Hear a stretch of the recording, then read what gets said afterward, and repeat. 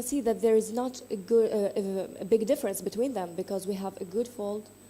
There is, yes, well. Now this is the near stack, this is the mid stack and the far stack. And you can see that there is not a big difference between them, you see, because we have a good fold for this seismic. See? This is surprising a little bit, but you should, you know, for the stacks, the far traces are more sensitive to the velocities, and normally big range of velocity stacks in the near stack, in the near offset. While in the far offset, you have to be careful. You have to have a good processing velocity. Excuse me. Voila. Just. There is another question, Sarah. Very quickly. Just, I would like to add something here. The history of this project is very complicated for the processing because you have two blocks. Can you show me the last slide? We have two. Yeah. So here you have, two blocks. The north part is a new seismic data, which is a Hungarian feed, and the south part is a Gambardly field. So one is by dynamic. The acquisition was done by dynamic, and the second one by vibroseismic. So it was a very big challenge. To merge the both seismic, and in terms of geometry is very different. They are very different. One, if you are going to look at on the north part, I think the maximum traces that we got is 125 traces for each gather, and for the Gambardly is, I think, 20 traces. So it was very difficult, to merge both seismic in order to use it on the pre-stack conversion. So this is the reason that you can see some difference quality from the north and the south part for the VP, for the far stack, near stack, and the angle stack. Thank you. Thank you very much. I think we overpassed it with 1 minute at the time, so it's fine. We can switch to the next talk.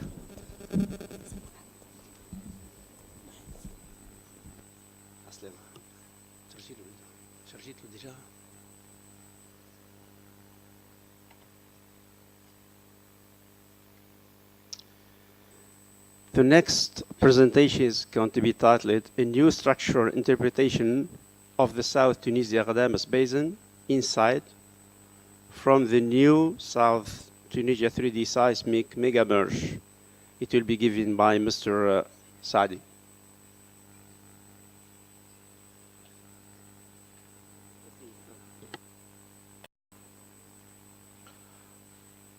Dr. Ahmed Saadi is a senior geologist within OMV. He holds a PhD in geology from the University Tunis Al-Manar.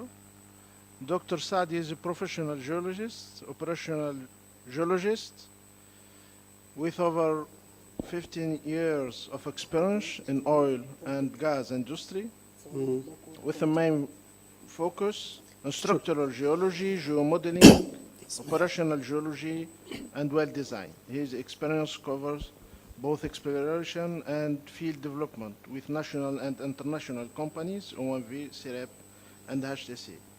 Dr. Saadi, you have 20 minutes. Ghadames Basin and insights from the new 3D seismic mega merge. The agenda, we will start by an introduction and regional setting, database, structural mapping and fault lineament analysis, structural evaluation and horizons flattening, and we conclude. Firstly, our area of interest mainly cover the zone of OMV assets in the south of Tunisia, mainly this zone.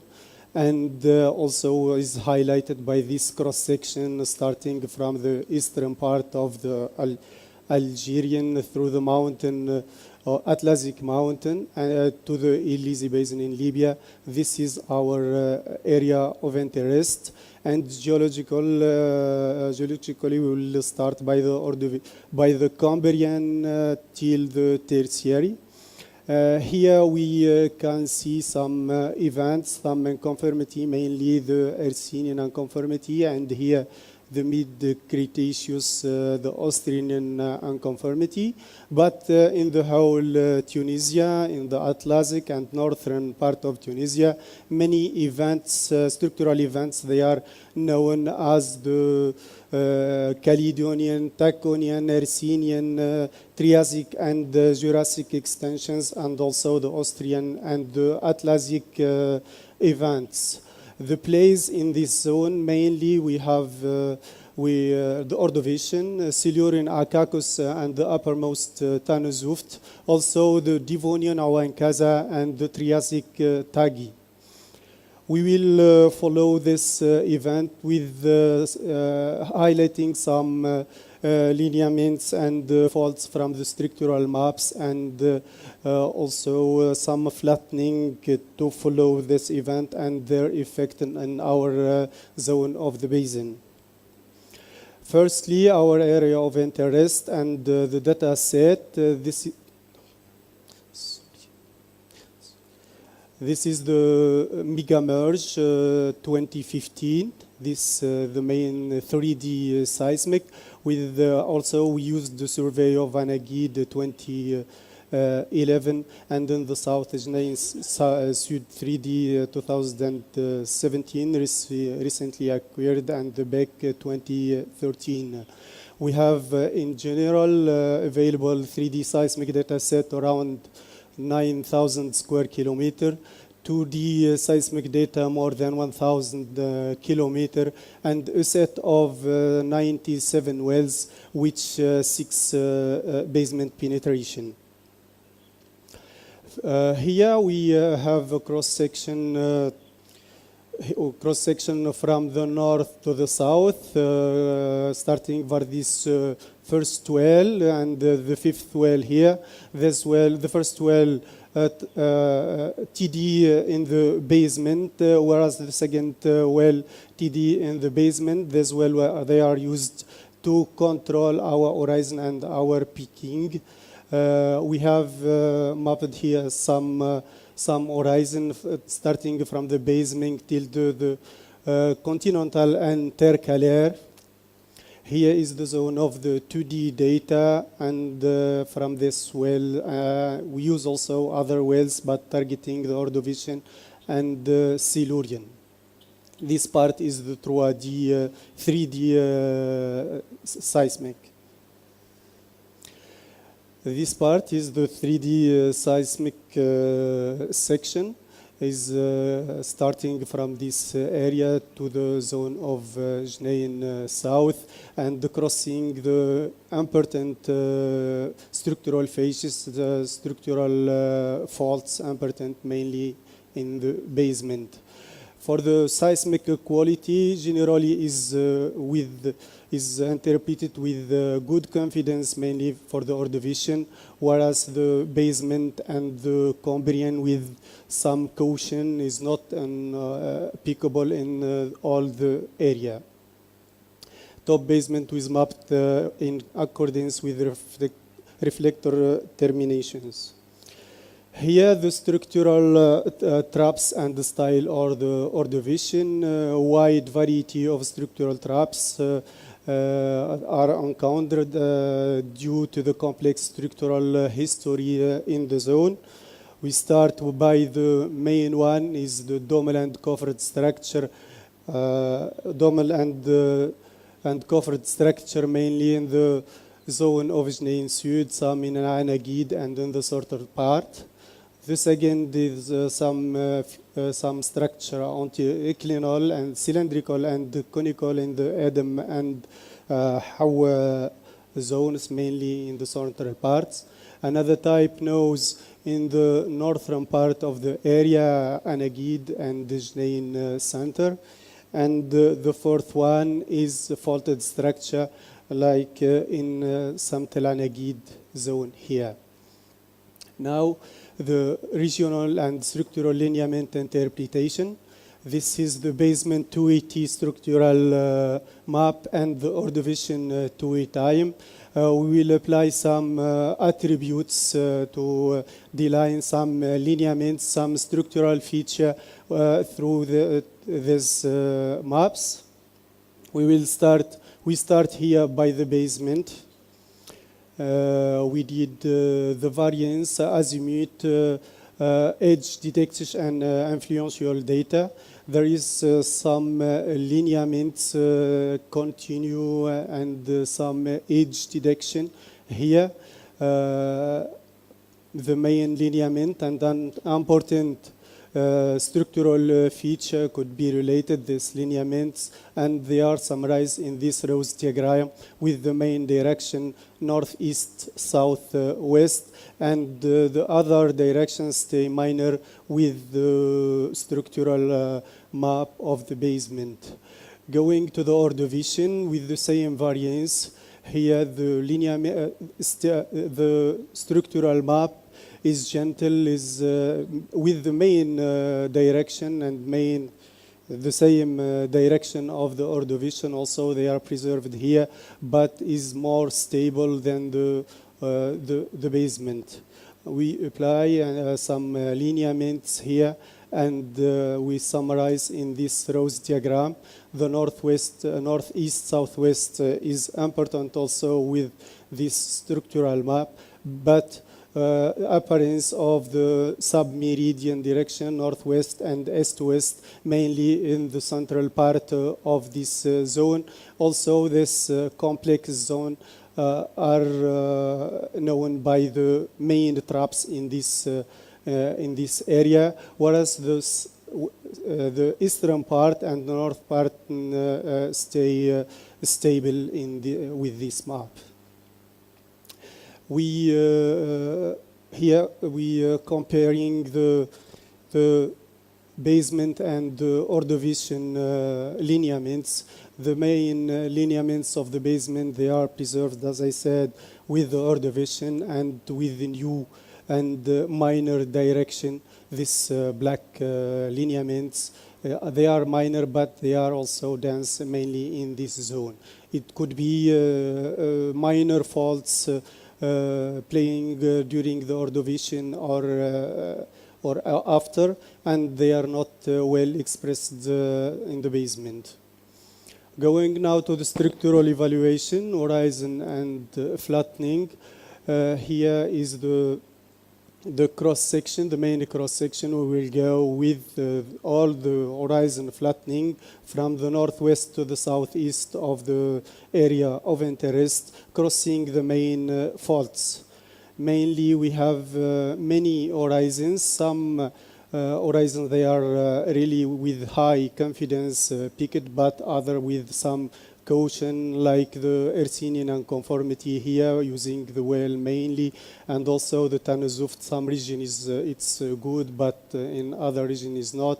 Also Antracombrian and Combrian. Here we also in this right side we have the zone of Benafsi Sud, one of the main faults northeast southeast, with two grabens toward the north and toward the southeast, and some related features, structural feature and faults, and some traps and wells here. We will try to present here a cross section north-south with all the flattened horizons. We start with this cross section north-south, and here we have this main fault. This main fault crossing the zone is a listric zone. Is not like here present, because the section is squeezed and we have some vertical exaggeration. The fault is listric and with importance vertical throw.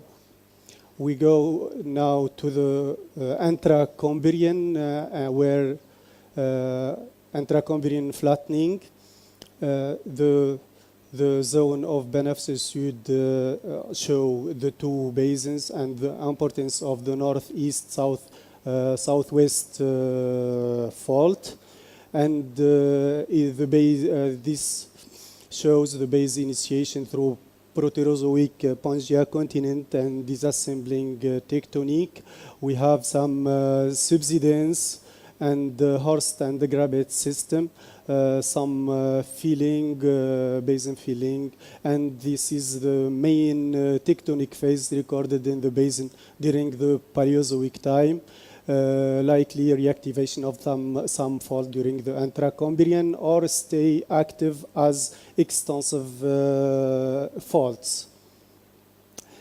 This is the north-south cross section and some filling and also plus minus the structure of the basement is still here with some filling and some sediments.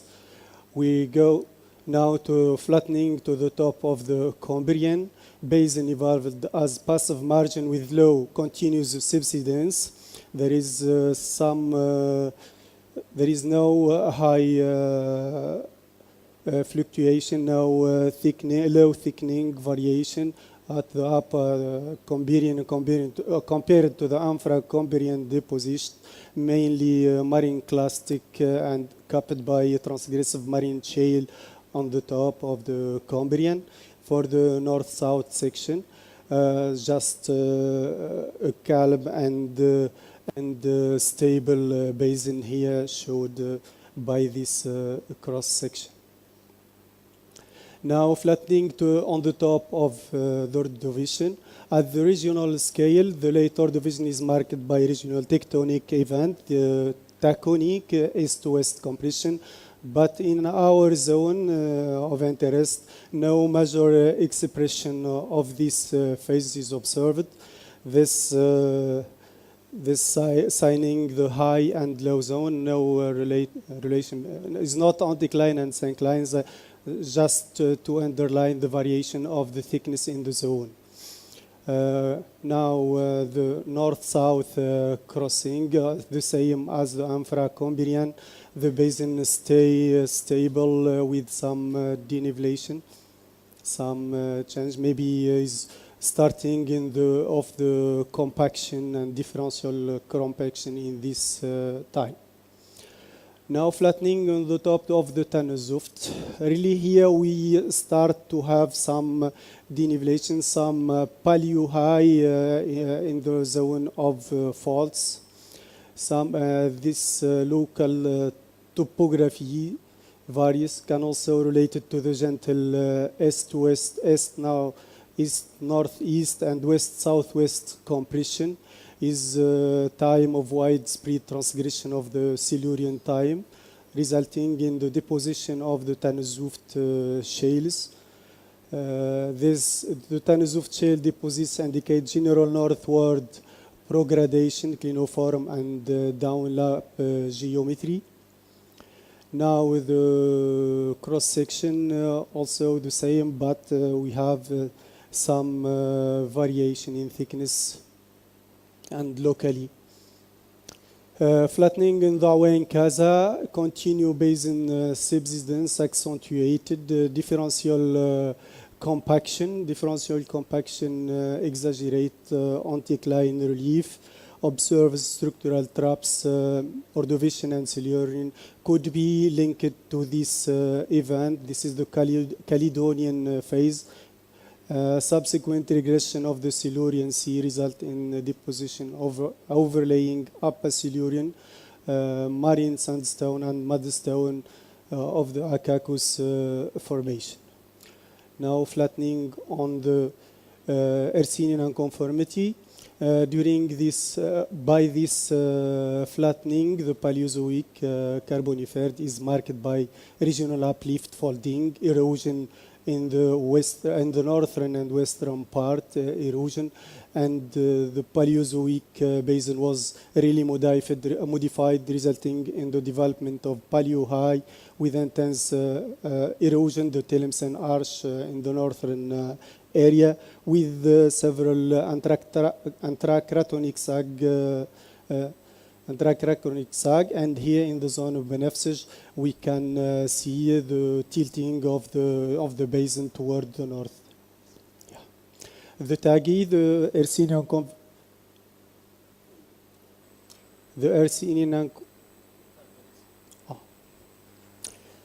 from the TAGI, the thickness, the Hercynian nonconformity is followed by the Triassic early Jurassic extension related to the opening of the North Atlantic. TAGI deposits indicate downloping over the Hercynian nonconformity. In general, some progradation toward progradation guided by the major paleo trend of Burma fault. The tectonics here not really well expressed. Flattening in the top B marker following the Triassic normal faulting. The area evolved during the Jurassic through sag phase. A global thickening toward the north, and TAGI reservoir is overlain by the upper Triassic-Jurassic transgressive marine mudstone and evaporite. For the continental intercalary flattening, Jurassic series were overlain by coarse-grained clastic succession during the early Cretaceous and capped by carbonate evaporites of the late Cretaceous. The upper Cretaceous to present day, there is now the recent tectonics event related to the Austrian option up to Albion and Alpine phase. They are not well expressed in the area of interest. Now going to the beneficial fault, structural fault, style and geometry variation. It is a north-east-southwest fault system consists of complex echelon and sub-parallel faults, sinuous and branching geometry that connect via transverse northeast and east-west relay ramps or transfer zone. This is a graben with the main fault and some synthetic faults. Here the modeled faults and the second faults, huge graben of more than 8 kilometers here with width of 5 kilometers.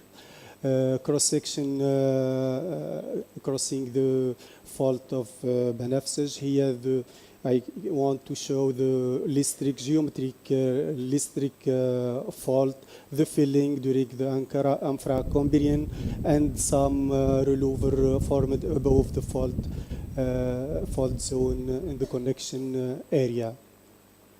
Here, the eastern part and determination of the Benefsej fault. The graben is toward with the fault, normal listric fault toward southeast, and this fault is sealed by the Cambrian or Ordovician. Conclusion from dedicated 3D seismic processing and regional mega merge, we are able to constrain better the kinematic evolution of the area of interest and characterize in detail the stress regime and the structures type, geometry timing associated to each step of deformation, give a structural framework to different sedimentary series distribution and depositional environment, and get access to better understanding of the observed structural traps. Next step, it will be the better assess the hydrocarbon generation and migration history. Thank you. Thank you, Sisade, Sorry for the time. for this excellent presentation. I think you are just in time. So we can open the floor for questions if you have. If not, I'm going to ask you, this mega merge that you have done, is it a pre-stack or post-stack merge? Yeah, post-stack, my colleague, geophysicist. It's a pre-stack merge.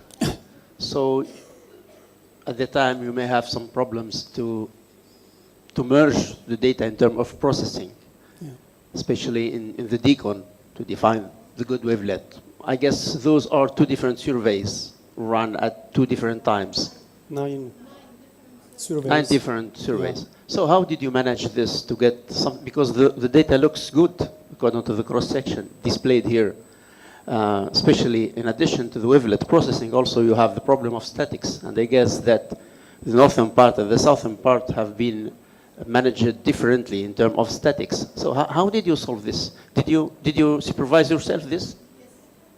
How did you do?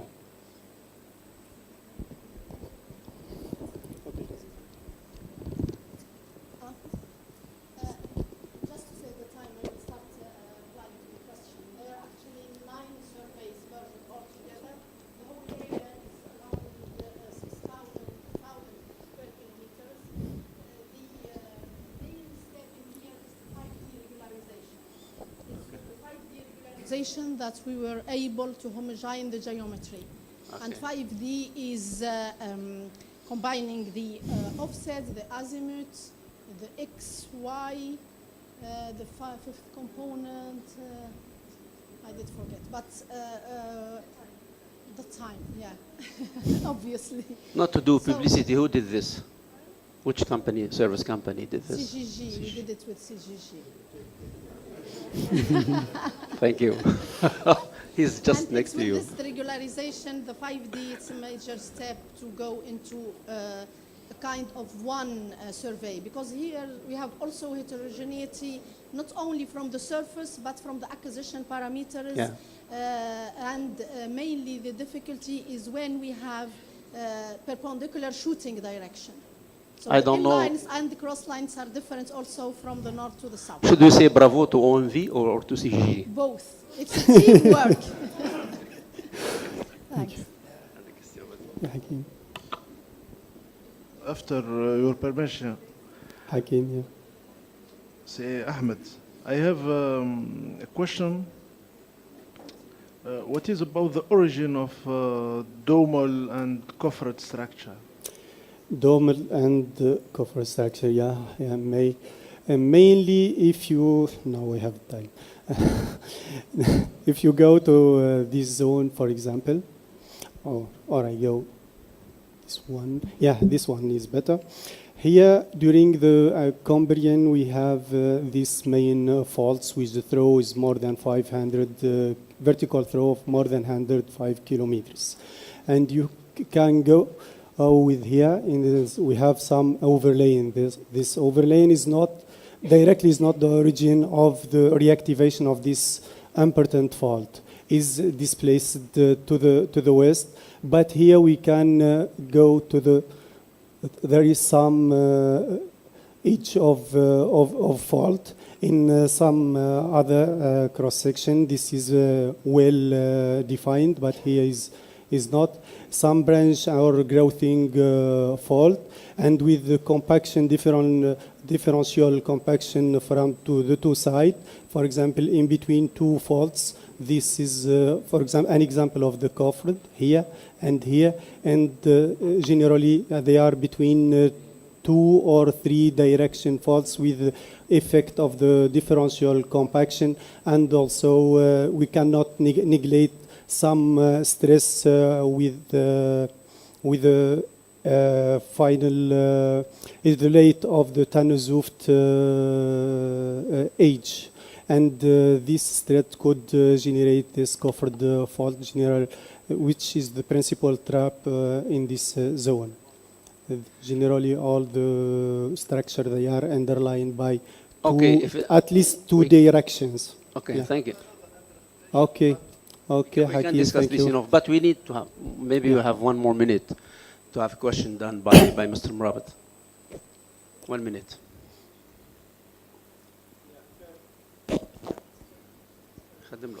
Okay. Yeah, first, thank you for your nice presentation. Thank you.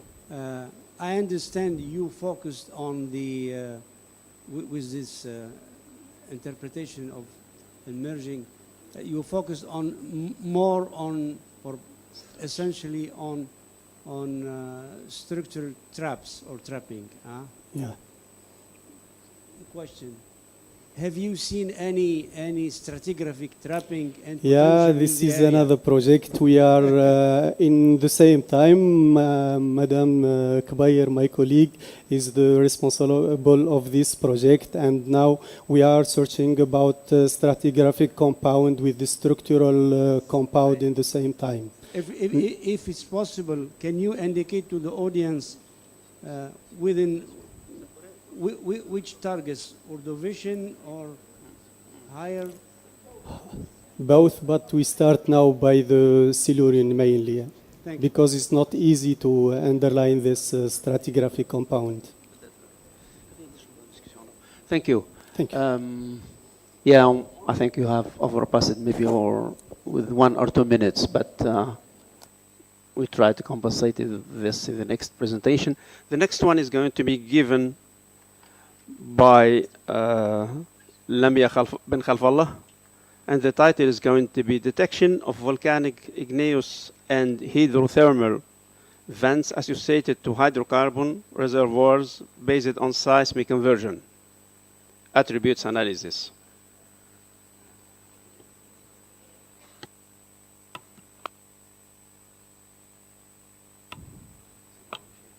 Lamia bin Khalfallah, have 6 years professional experience working in reservoir characterization and interpretation projects using an interdisciplinary approach, working alongside with geologists, engineers, and geophysicists to solve challenging reservoir problems.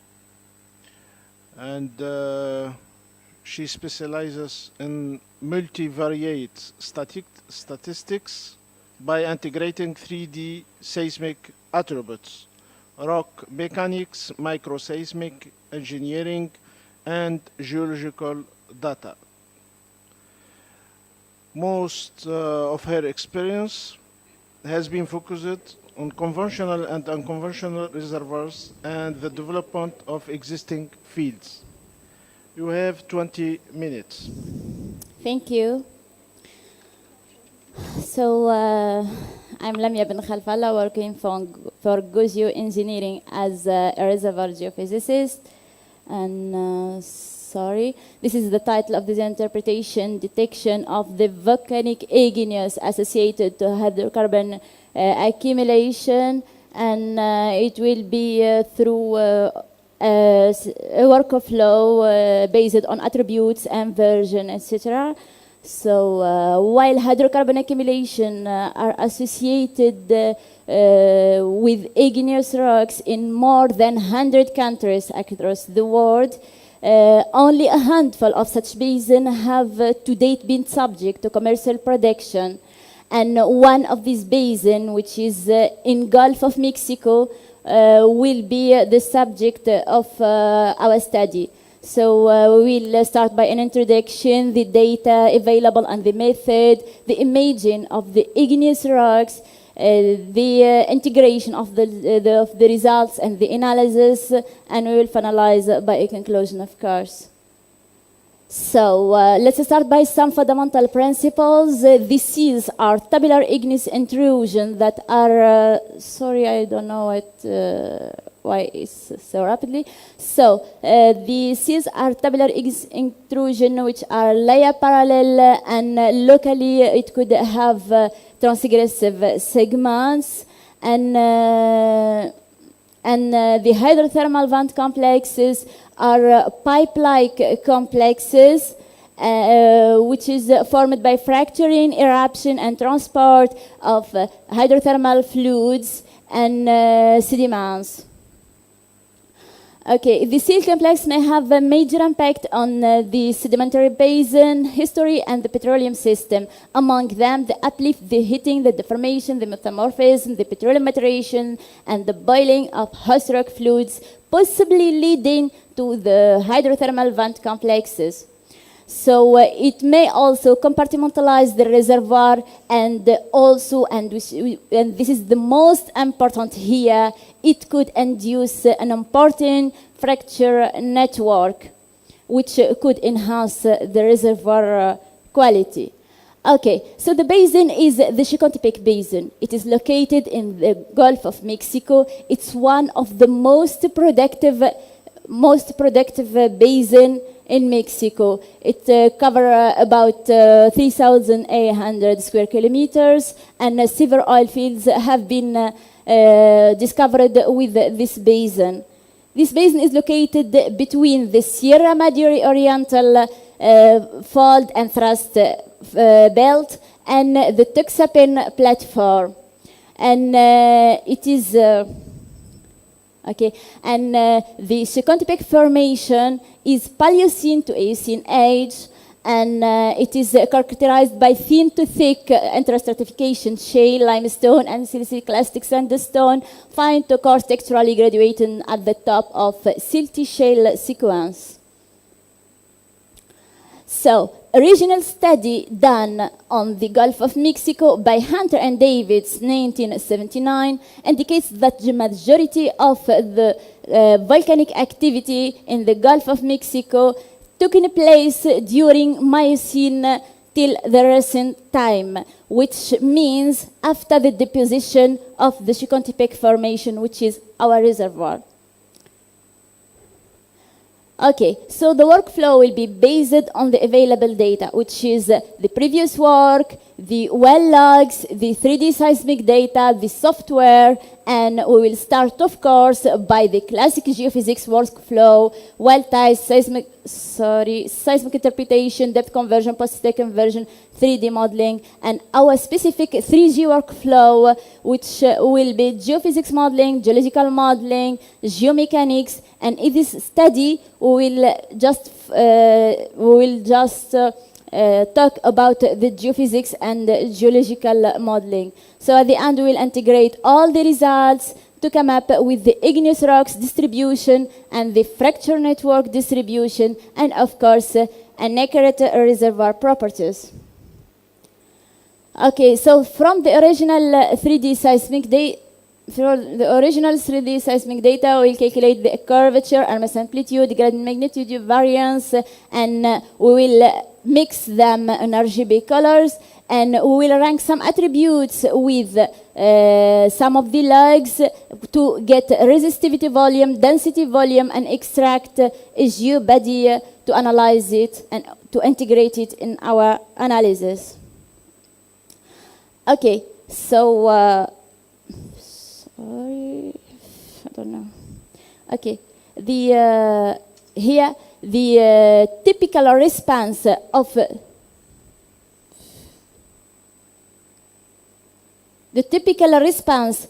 the log data for the volcanism intrusion in the Chicontepec Basin is a very high density, high resistivity, low gamma ray, low sonic, and after the well tie, it matches. Sorry, I don't know why the animation is. Okay, anyway, it will matches with this response with a high positive reflector with our seismic. Okay, so we will observe our 3D seismic data, and we will search the high amplitudes the high positive amplitudes that could have the saucer-shaped and or layer parallel or planar transgressive and fault blocks. And here you can see many examples that we have detected in our seismic. And one of them is this third one, which is simulated to the nature. And you see the image that could explain how it have been created. It's a seal of extrusive volcanics above the Chicontepec Formation with the Miocene deposits. And here the hydrothermal vents, which are pipe-like complexes that are formed by fracturing, eruption, degassing of magma, and you can see the fracturing that could be caused by this hydrothermal vents and by the intrusion of the magmatic igneous rocks. And also about the hydrothermal vents, so you can see, here are example in our seismic about the hydrothermal vent complexes, and you can see on seismic the deepening of reflectors, the fracture, and the dissolution of the sandstone framework and the carbonate cement of our overburden. Okay, so now going to the attributes generation and mixing them. What we have got after mixing RMS amplitude, variance, and curvature, and you can see the green color is associated to the fractured zones, and the color purple to red is associated to the igneous rock that we have detected in our seismic, and you can see it corresponds to the high positive reflectors. Okay, and here the green color, which indicates the fractured zone, is also associated to the hydrothermal vents. So going to what we have as faults. So you can see here we have a system of radial faults, which is associated to the hydrothermal vent, and here, especially in this place, it's a subvolcano that didn't reach the surface, that didn't have extrusive, but it has some intrusive in the subsurface. Okay, now going to another method. So we rank some attributes using the neural net to get some volumes using our seismic data and the density and the resistivity to get the volume of density and a volume of resistivity. And when using them to extract geobody using the passive filtering, and you will find this is geobody. Sorry. So I don't know why it's. Can I use just the? Okay, thank you. So a vertical section through our. What is this? Sorry. Okay. Okay, thank you. So here you can.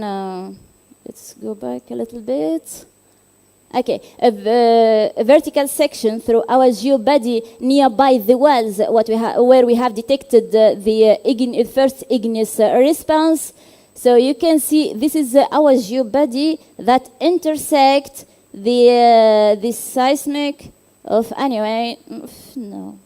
Okay, here we have a 3D view of our igneous rocks with time slice and vertical section, and here we can delineate some of these seals. We can delineate some of these seals using time slice and vertical section, and these seals are associated with the hydrothermal vent. Here, this hydrothermal vent is the pipe of the volcano. Here we have a volcano in the Gulf of Mexico. It's a real volcano, and it's proved it's not active now, but it's a volcano. So this seals is shallow seals. It's an extrusive volcanic igneous, and here the first one that we have detected using the response of the log and the seismic. Okay, here we will go back to talk a little bit about the radial faults. And you can see our igneous geobody that we have extracted crossing the seismic, and here the faults that we have interpreted, and you can see that these faults have been the trajectory of the intrusion. So the hydrothermal vent with the faults and with the intrusive and extrusive magmatic have been a complex system that reactivate the fracture, the faults, and which has induced a very big fractured system. And here you can see in a 3D view, we will try to simulate this extrusive, because these extrusive seals are above the Chicontepec formation. They are with the Miocene, and here it's a volcano, and here the second volcano, and you can see that it could be simulated to this image, which is a real image, and you can see how it has been formed, these seals. So here, by boiling of the host rock, the fracturing of the overburden, and going up to the surface during the Miocene, we have got these we have got these seals. Okay, now we will try to correlate our geobody and our results with the topographic map. And here you can see the igneous rocks are exactly with the elevated zones. And you can see these red ones are the volcanoes known within our Chicontepec basin. These are small volcanoes, and this is the big one. And you can see all the time that our igneous rock is with the elevated area. Okay, now going to the post-stack conversion that we have done. And as you know, as we have found that the P wave velocity is high and the density is high, so which is evident that the impedance of the volcanic rocks will be high impedance. And here you can see the red to yellow color is the impedance of the high impedance of the intrusive rocks that we have with our field. And this here is the topographic map of this volcano in its real place, and you can see how it has been formed, these intrusive rocks associated with some faults. Okay, now going to the integration of all the results, and here you can see the impedance, volume of impedance through all the seismic volume. You see the red color is the high impedance. Here we associate it with the first mixer that we have done. The red color is the high reflectors, the high positive reflectors, which are matched to the igneous rocks, and the green color is the fractured zones. And here our igneous geobody that we have extracted, and you can see that all the methods converge to the same result, that the high reflectors, the high positive reflectors, are the igneous rocks, and these green zones are the fractured zones, which are associated to the hydrothermal vents. And now we will try to see inside our reservoir, which is the Chicontepec formation just. And you can see this is our igneous rocks that we have extracted inside the reservoir.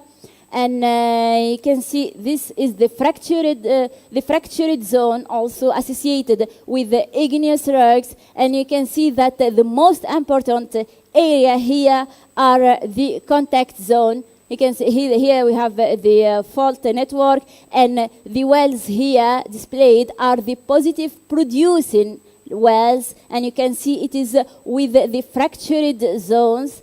And what we can say here, that the contact zone between igneous rocks and the sedimentary rocks is the most important zone in this field, that it should be studied in details.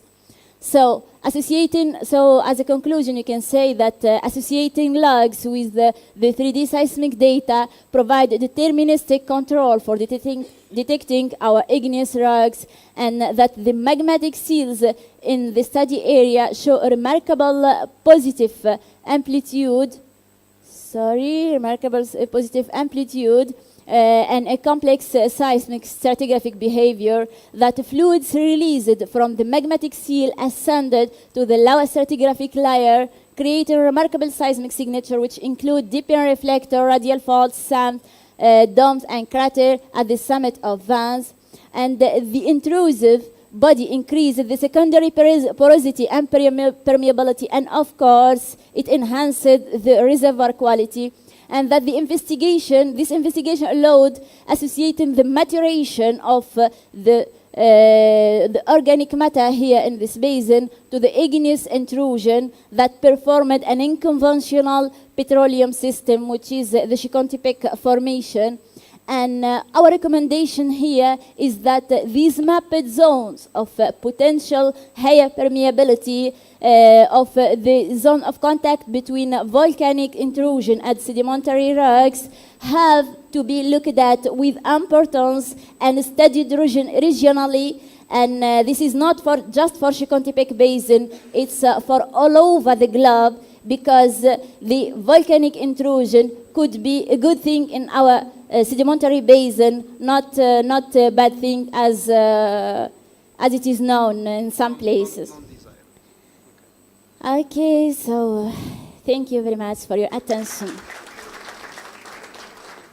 Thank you very much, Lamia. Thank you. So, questions?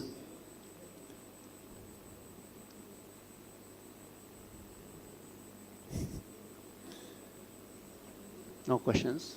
Things are clear? Thank you. Thank you. Thank you, Sir Hakim Aisk. Thank you. Okay. Now we still have last one. We are in time, which is very good. And the last presentation is going to be given by Mr. Paul Vernel. The title of the communication is going to be What a Consistent Gravity Compilation Can Tell About Geology, with specific reference to northern Tunisia. Hi, how are you? Oh, no problem. Okay. So you are, your name is indicated here? Watson. Shoot. Watson. Okay, Watson, you're welcome.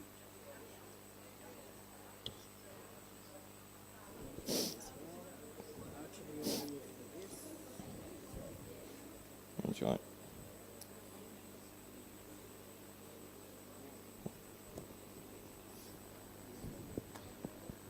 Go ahead, Watson.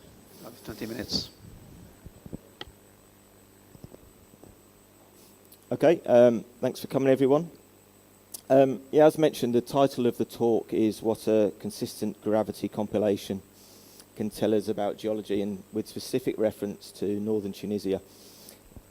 This is a project we've been working on with ETAP. It's an ongoing project, so the final results aren't here, but ETAP kindly invited us to give the current findings and to present. So we'll go through what we've done so far and a bit of a final slides and what's left to do and what we plan to do. Okay, so the summary of the slides will be a look at the project objectives, the project location, the data coverage, both the gravity and the magnetic data sets that were utilised, public domain data that we used, the merging of these data sets was quite important, and then the comparison of these data sets, just showing the difference and uplift you can get from freely available public domain data and then well acquired, although it's old legacy data, well acquired, well processed land gravity data. Some results from the qualitative interpretation, and then finishing with the next steps. So the objectives of the study was to effectively help map the fault locations, thickness of naps, presence of basins, Triassic salt, just a general overview of the geological setup of the area. Now this is worked through 4 stages. The first stage was a data merge, that's creating a homogeneous set of gravimetric maps, and this was including both onshore and offshore data sets. For the purpose of the talk today, I'm just going to concentrate on the onshore, but this extended out to the offshore as well. And these were data sets that were provided to us by ETAP, but we were also able to track down and locate from various operators older legacy data sets that could be added in as well. So following that, there was a qualitative interpretation. Then following that is the 2D model exercise, where we take a number of sections, a number of seismic lines, and we model those lines, integrate the various other data sets, the gravity, the magnetics, the well data, the surface geology, etc., to provide a consistent set of models that we can take forward.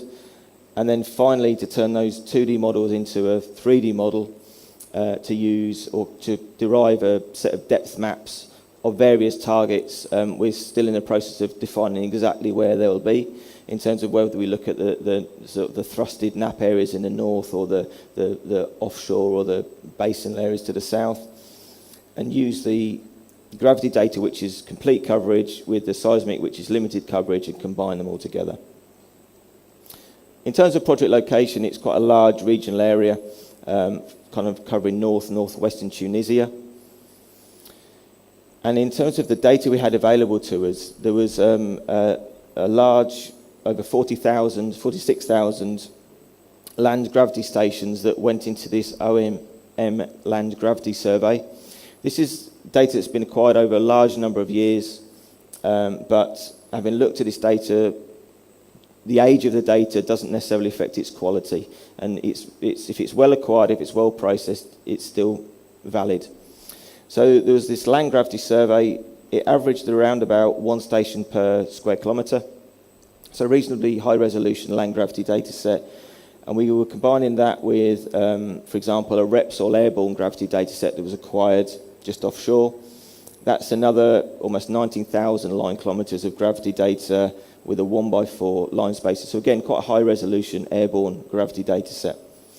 And then the white area of the map, oops, sorry, there we go. What we did here was infill this area where we didn't have data with public domain data. That's freely available, it's downloadable on various websites, and that's a good reference point on a larger regional scale. So we integrated that with our data just to give a bit more of a regional setting. And that data set, which is called the World Gravity Model, WGM 2012, that's a compilation of satellite, airborne, marine, and ground-based measurements. So looking at the data, this is just a topography data set that was sampled from the various gravity stations. And then this is what we call the free air gravity anomaly map. So this is had all the basic corrections applied to it, had various corrections in terms of its latitude and corrected for kind of reference height. It's yet to be corrected for the effects of topography. So what you find with these data sets to start with is they look quite similar to the topographic data set because that's yet to be removed. So the next stage is to produce what we call a Bouguer anomaly map, which removes that topographic effect. And what that should give you is a gravity map of effectively the subsurface, the detail that you're interested in. And this was the base map for which our kind of derivatives and our further interpretation was carried out on. Just a note on this map, and you tend to see this when you look at any sort of large-scale gravity map, it looks relatively kind of uninteresting and not a lot of detail in there. You kind of got this regional trend from blue in the south, so blue being gravity low, to red gravity high in the north. But that's effectively due to the crustal component in this data set.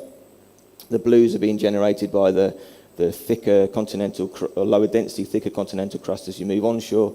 And then as that crust thins heading outshore in the mantle, you get this regional slope coming through. But as you'll see in subsequent slides, there's a lot of detail that can be extracted from this data set rather than just this initial map. So there's also public domain magnetic data set available. This was, as you can see, there's a big white hole in the middle of really where the area we're looking at. So it wasn't particularly useful for the onshore region, but it did become quite useful for the offshore. Again, this is freely available. It's relatively low resolution, but it's a good starting point if you have little else. Okay, so I guess the first stage was to merge these data sets together. So what we have here is a set of merged data sets combining the public domain, the land gravity, the Repsol the Repsol airborne data set, and then the free air, the Bouguer, and then, as I mentioned, this map, the Bouguer gravity map, relatively bland, but by applying a series of filters or derivatives to these maps, you can start pulling out a lot more detail.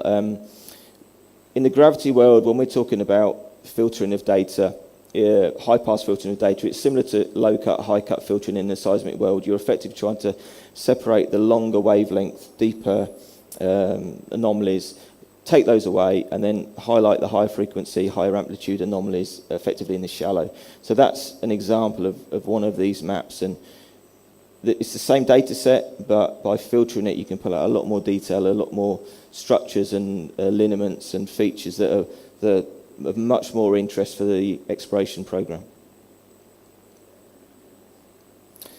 Just a comment on the comparison of the two data sets. So on the left here, we just have the public domain data set.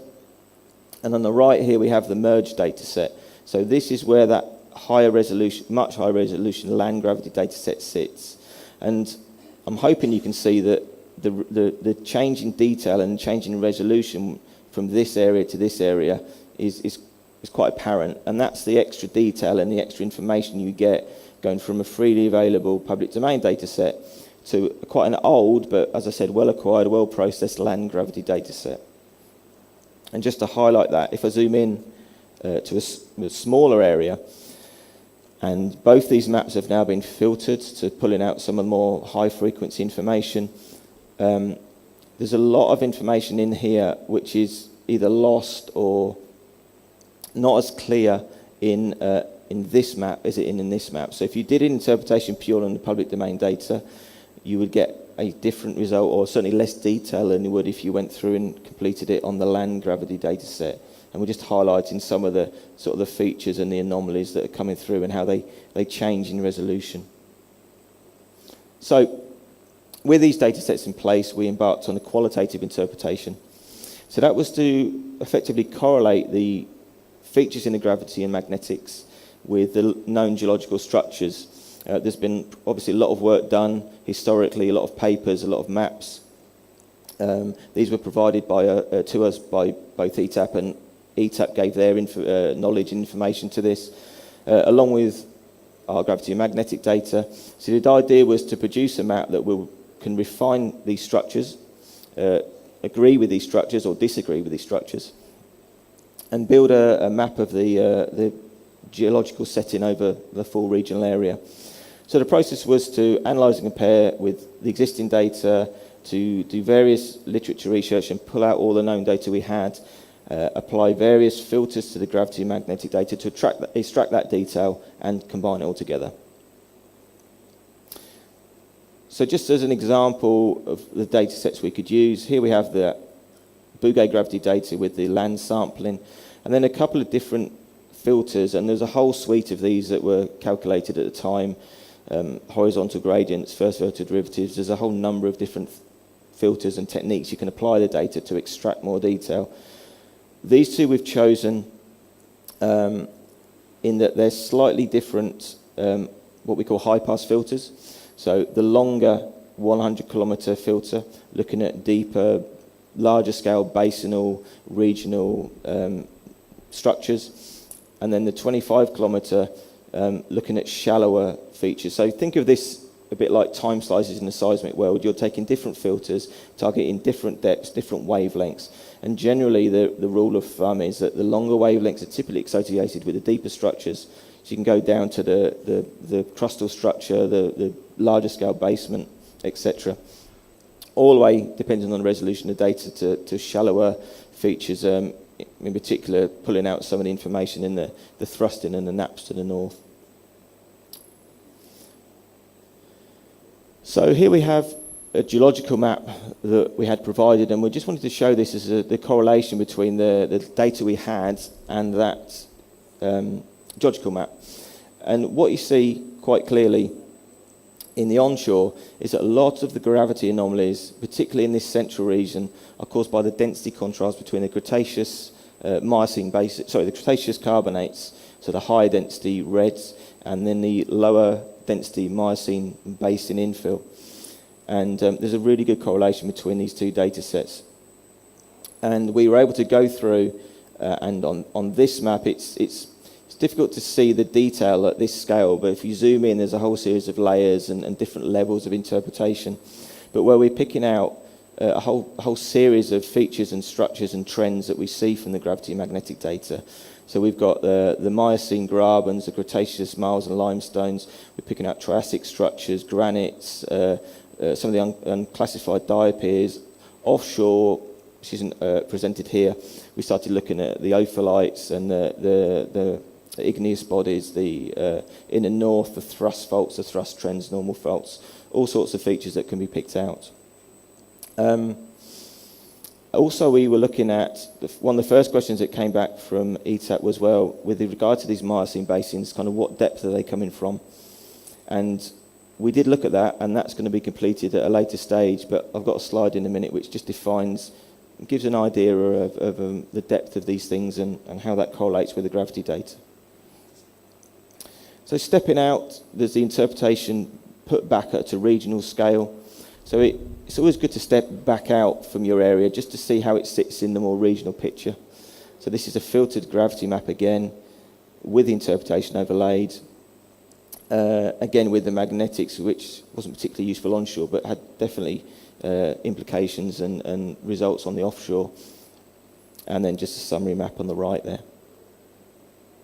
Going back to the grabens, we did some very simple, 1D correlation, looking at the amplitude and the size of some of these gravity lows that we're interpreting as Miocene basins, and the depth of some of these features. We put in a simple density contrast from the carbonates and the Miocene infill, generated some simple models, and we're looking at depths of anywhere between a few hundred meters for the shallow basins down to, I think it was up to 5 kilometers, averaging around about 2.5. So there's some quite significant sort of basinal areas which has implications for maturation and sediment thickening, etc., etc.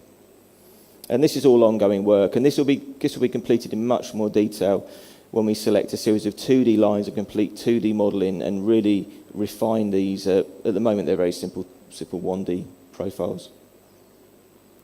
So in summary, the quality map that we produced combines the gravity magnetic data, combines the previous literature work, provides input from ETAP, and comes up with a detailed qualitative map of the north and northwestern Tunisian area. So in terms of next steps, the next steps are to produce 2D modelling. So select a series of lines, and we're in discussion at the moment whether we separate those lines out into a number of individual lines over a number of areas, or whether we take a whole set of lines from one area and do a more detailed interpretation of one area and then can move on to others. And that's using existing 2D seismic data, gravity and mag data, well data, and generating a consistent set of models that satisfy all those data sets and provide a correlation as to where the grav and mag and well data and seismic data are in agreement. And if we can build that correlation, then we can take that forward. And the idea being is if we can get some results from the 2D modelling, we can extend that out into areas where there isn't the seismic data coverage, but there is that gravity magnetic coverage, and use that data to infill between the lines. So I've just got a couple of examples. This is actually from data we took from further north in Africa, but just to give an example of hopefully what we will achieve and what we can tease out of the data. So here we have a simple rifted section, and we're looking at a graben with a horst in the centre.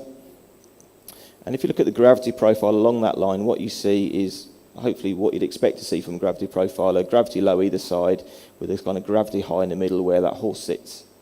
So if you then interpreted that line and did a simple interpretation, in this case we were looking for a basement depth, we can pull out an interpretation of the basement which looks something like that, which correlates quite nicely with the gravity data. But that's not really pushing this data set or the data set we have with Tunisia as far as it can possibly go. If you were to filter that data, similar to we filtered that grid data, which is this green trace now, there's features on this data that if you then interpret and add in, you can update that surface and come up with a more constrained, more refined model. Again, it stacks up with the seismic data, stacks up with the gravity. It's a consistent model. With this data set, you could push it further again, refine that model, repick the basement, and come up with hopefully quite a nicely constrained, detailed basement pick, constraining all the available data sets. And what we're looking to do is complete an exercise similar to this in a number of areas onshore Tunisia, and maybe extend it to the offshore as well, and do a similar exercise, whether it's chasing basinal areas, naps and thrust zones, the Triassic setup. The workflow is the same regardless of the area. And then finally, the aim would be to take this to from 2D to 3D to what we would call a pseudo 3D model. This is an example from North Sea, where we had a number of 2D lines. We modelled the 2D lines. We had good gravity coverage over a much larger area. And so we'll be able to use the gravity data to effectively infill and carry that interpretation through between the 2D lines to come up with a consistent set of in this case, depth surfaces. So again, that's the plan going forward. And thanks for listening, and thanks very much for ETAP for both inviting us and allowing us to show the work so far. Thank you. Thank you. Thank you for this interesting presentation. We have time for questions. Yeah, Jalal. First of all, thank you for your presentation. This is very informative for our the attendees of the EPC. And I have a question regarding the grabens. I think you defined the width and the shape. The shape itself. Are you able to define the shape of the many grabens available? You know, because you know is something very important to know the shape. The shape are believed to have enough thickness of source rock able to generate, or it's not enough to get the volumes of rocks able to get subsiding within the graben and get the generation of hydrocarbon. The shape is very important. Yeah, absolutely, we can do that. What we're able to do is,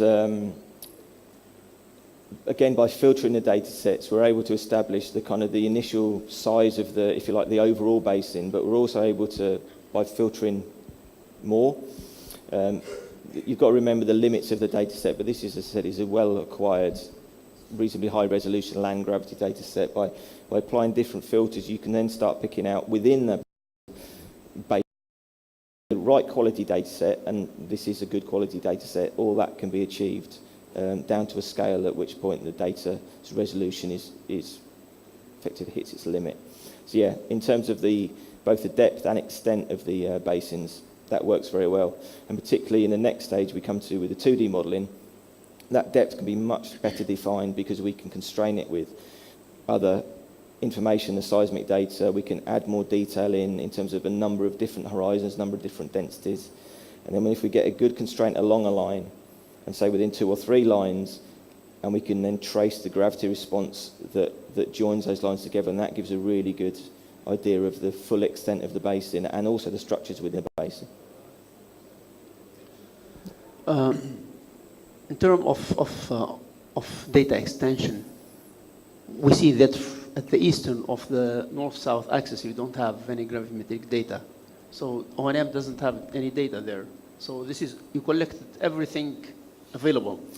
Yeah, as we understood it, this was everything that we were able to get, okay. or ETAP were able to provide. There is other data out there that's certainly proprietary data that potentially has been acquired, certainly in the offshore area. And I guess there's multi-client data sets that may come through the area as well. But in terms of what we had available for this project, and in the offshore side, you have integrated magnetic data? Yeah. What we did, as I said, this talk was more focused on the onshore, but we've extended the offshore. We've extended that interpretation onto the offshore, and particularly used that Repsol airborne data, which is good high-resolution data. Okay. So yeah, there's a whole interpretation that extends offshore, but that's for another time. Okay. There is another question. Thank you for the presentation. But where you talk about comparison between geology and gravity, how the cave, basically in North Tunisia, we know we have a lot of mountain which is carbonate.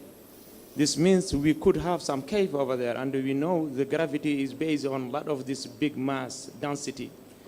And if we have cave over there, in anticlinal, geologically we can see it as anticlinal or mountain, but in the gravity side, how that gonna look like in those cave domain, in the area where we have a lot of cave, a lot of dissolution, how it... By cave, do you... Cave. In like a sort of karst system? Is that... Yeah, yeah, okay, yeah. Yeah, yeah, karst, well, I'm yeah, sorry, yeah, okay, karst, yeah, dissolution, karst, yeah. That works very well. And you were just looking at a map and showed the gravity low. You may say, okay, well, it's a low, therefore it has to be a basin.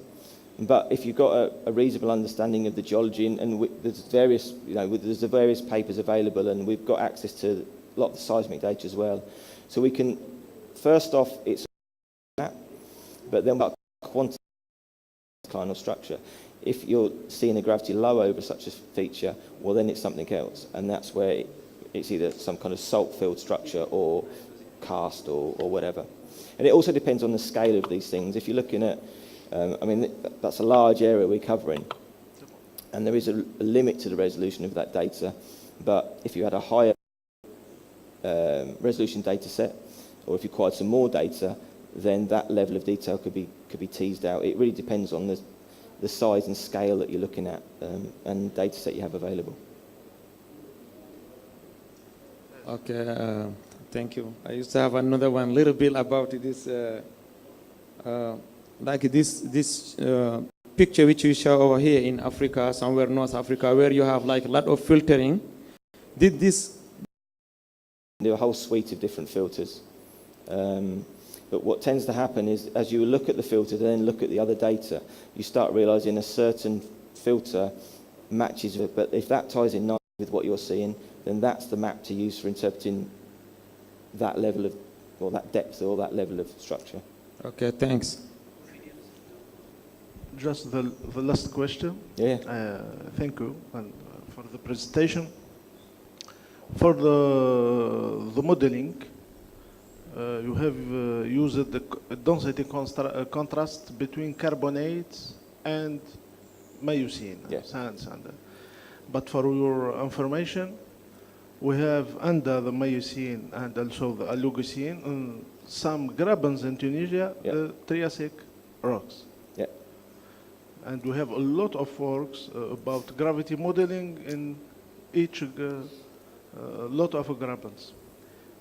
Each graben have a particular and specific, like Triassic bodies, we have negative gravity anomalies and positive gravity anomalies. The same structure. Yeah. Thank you.